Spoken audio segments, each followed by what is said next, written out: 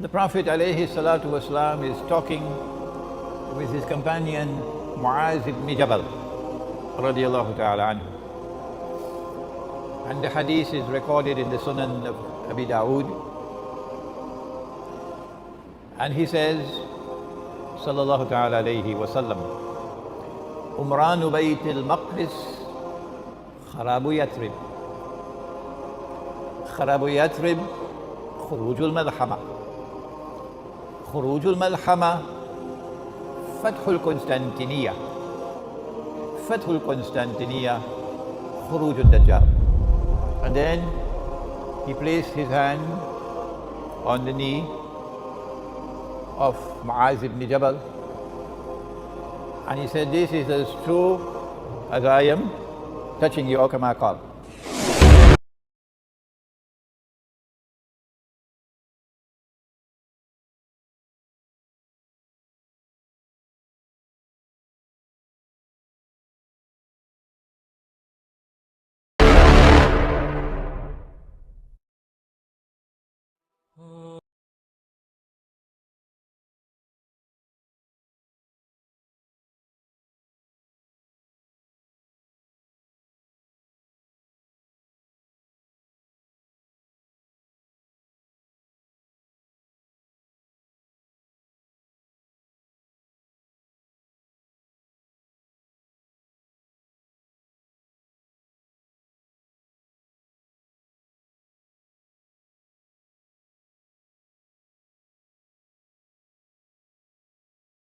Desolation going down, this one going up, that one going down. When that happens, then the next great event that will take place in the world would be the Malhama. Malhama is what the Christians refer to as Armageddon, the great war. The big war, the war of all wars. Now, we therefore begin with Jerusalem. And we have to look to see Jerusalem rising.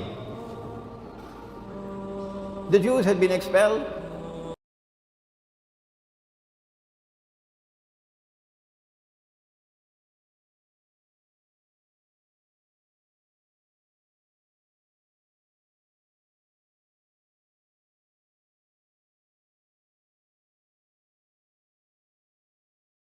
Jews come back to reclaim Jerusalem as their own. It's rising, isn't it? It's rising. Stage 3, a state of Israel is restored in the Holy Land. It's rising. And now, the rest of us know that Israel controls the United States Congress. And any American president that steps out of line, like John F. Kennedy, you know what happens to them.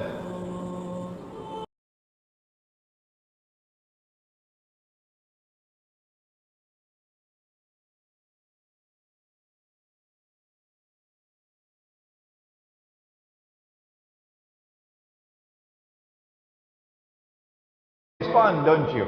You know how they respond, don't you? So this is evidence that Jerusalem is not only rising and ascending, it's way up. How much further must it go up? Must Israel replace the United States as the next ruling state in the world? Must Pax Judaica replace Pax Americana, as Pax Americana had replaced Pax Britannica?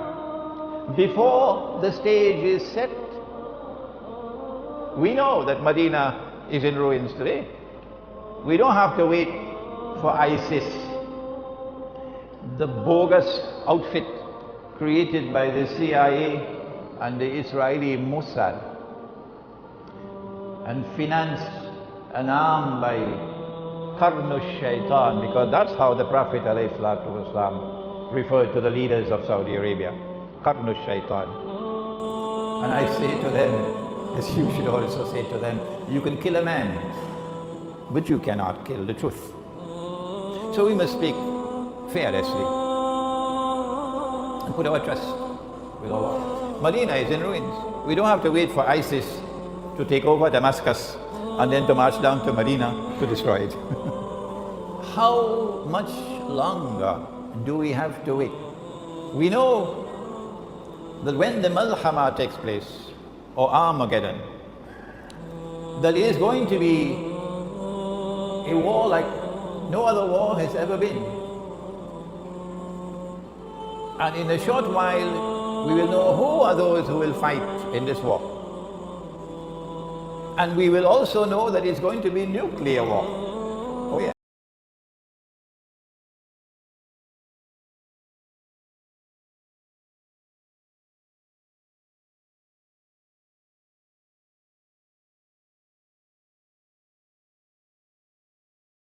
Birds flying in the sky will fall down when the Malhama takes place.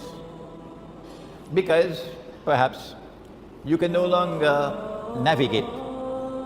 There is too much contamination in the atmosphere, or should I use the word radiation, which is consistent with nuclear explosions.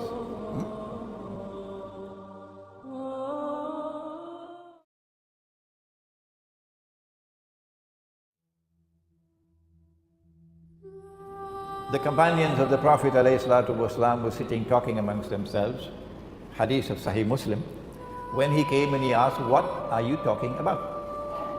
And they said, "We are talking about a'lamatu sa'a, the signs of the last day." One of the major signs of the last day, and you know that there are 10, the 10 are not given in the order in which they will occur.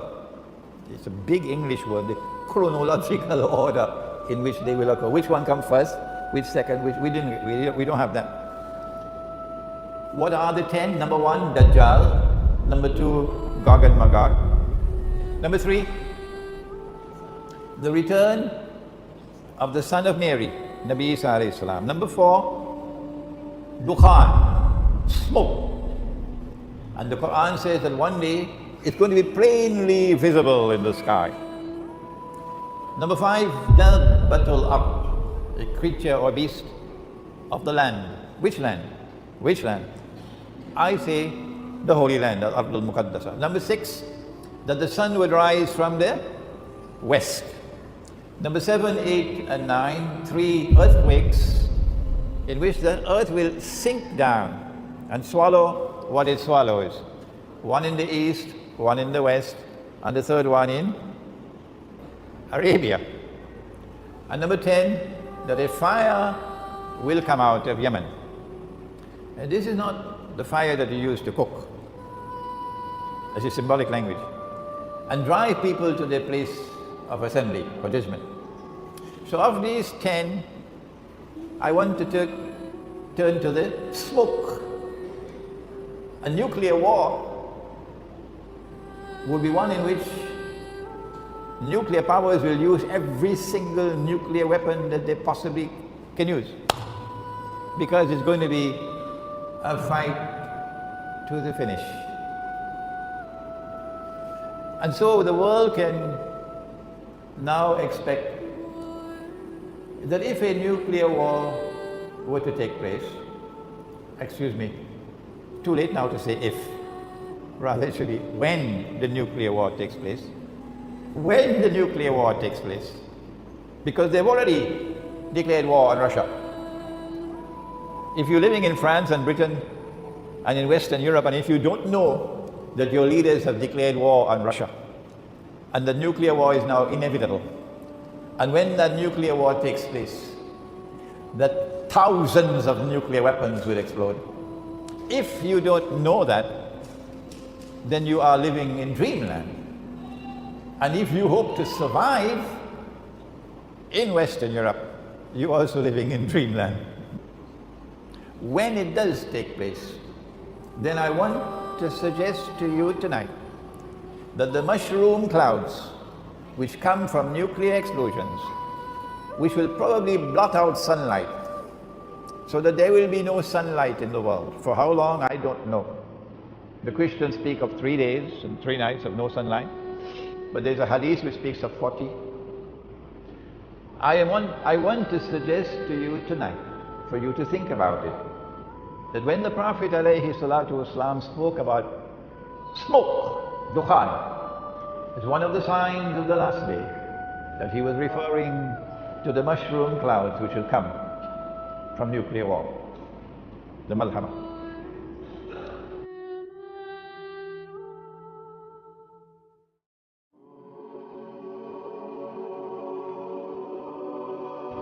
And we do have an answer as to how much time is left and how will we know when the malhama will take place. I want to take you now tonight to the hadith which is in Sahih Bukhari, in which the Prophet said, sallallahu ta'ala alayhi wa sallam, that the river, Sungai river, the river Euphrates, Furat, which is in Iraq, the river Euphrates will uncover a mountain of gold. A mountain of gold from underneath the river. A mountain of gold. And people will fight over that gold. And 99 out of every 100 would be killed, indicating that this would not be conventional warfare. No, this has to be nuclear warfare for 99 out of every 100 combatants to be killed.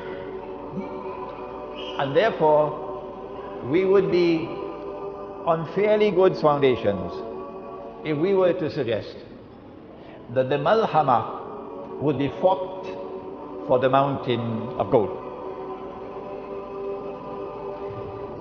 Those who will fight for the mountain of gold will all be saying, I will be the one who will survive. But the Prophet said that the Muslims who are present at that time should not touch the gold. Should not touch the gold. So if we obey the Prophet ﷺ, the implication would be Muslims would not be involved in fighting in the malhama. The malhama will involve others who are not Muslims, or those Muslims who disobey the Prophet ﷺ. They will be part of the malhama. So that a mountain of gold will come out from underneath the river. Those of you who want to have tafsir, you can wait for a long time. That one day somebody will be there with a pan and they will find a nugget of gold, and that will be the sign that the mountain of gold is going to come out now from underneath the river. That's the tafsir. There are ahadith which are given in the form of mutashabihat, and they have to be subjected to ta'wil. So the flying donkey, we know the flying donkey is here. It's the modern aircraft. And the fight for that mountain of gold is about to take place.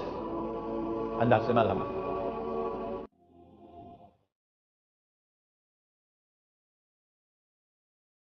And the fight for that mountain of gold is about to take place.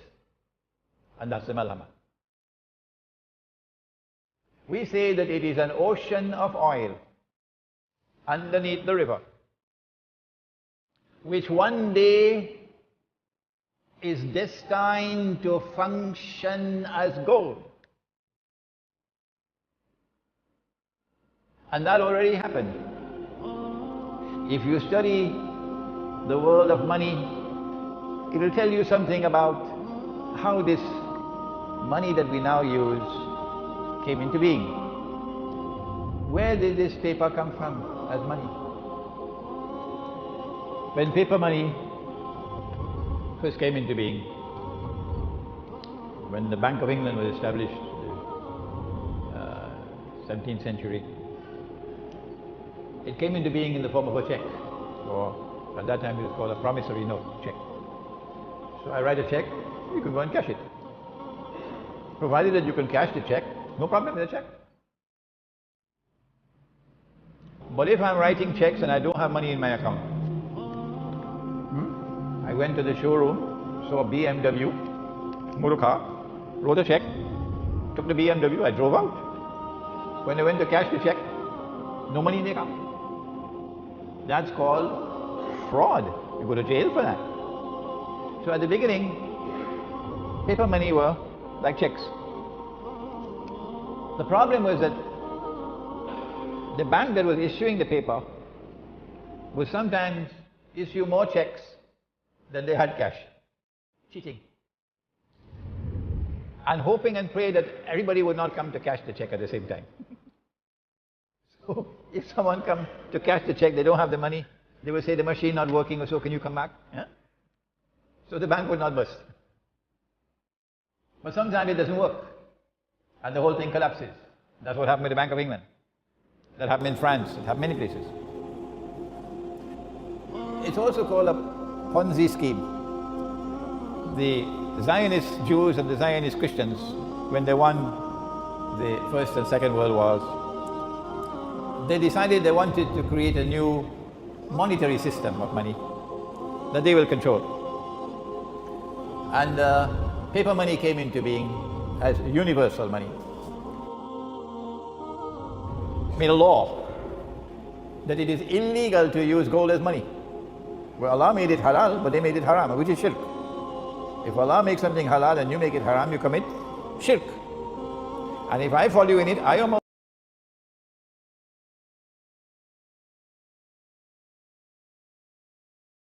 word system. And they agreed that in order to have it's called a fig leaf to hide the shame, they will take one paper money, only one, and you could cash it for gold. It's called redeeming in gold. And because they wanted the United States to become the new ruling state in the world, replacing Britain, they chose the US dollar.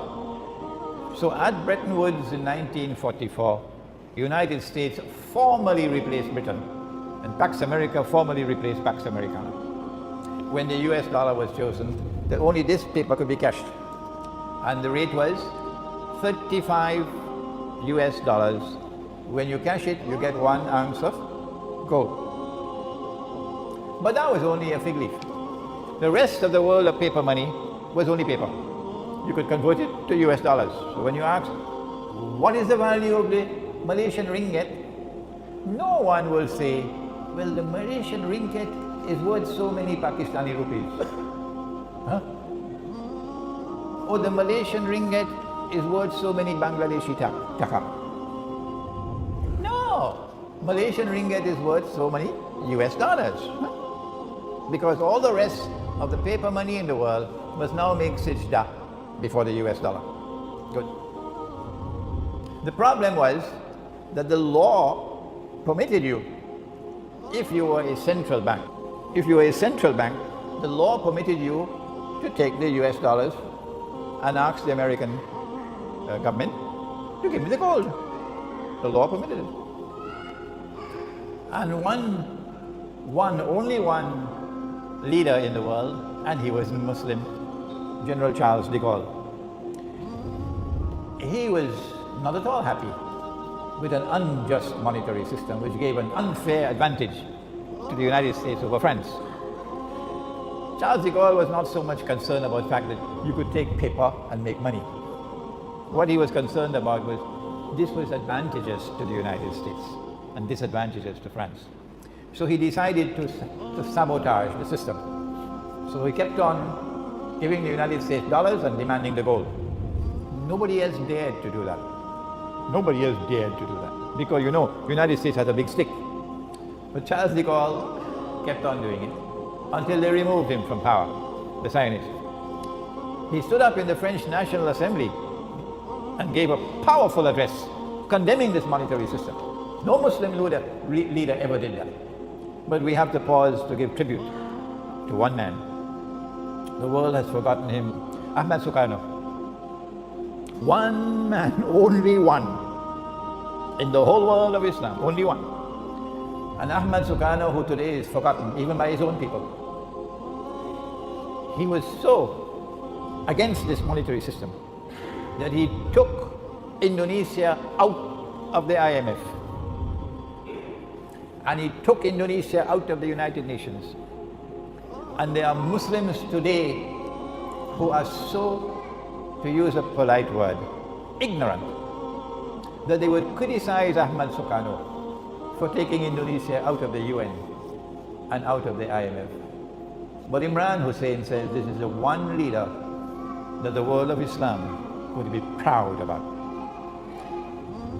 Finally, in September 1971, after Charles de Gaulle had been removed, the French government again went to the United States with US dollars and demanded the gold.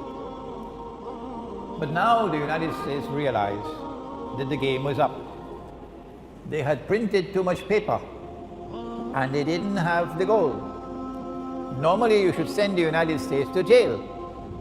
But who can do that? Huh? So what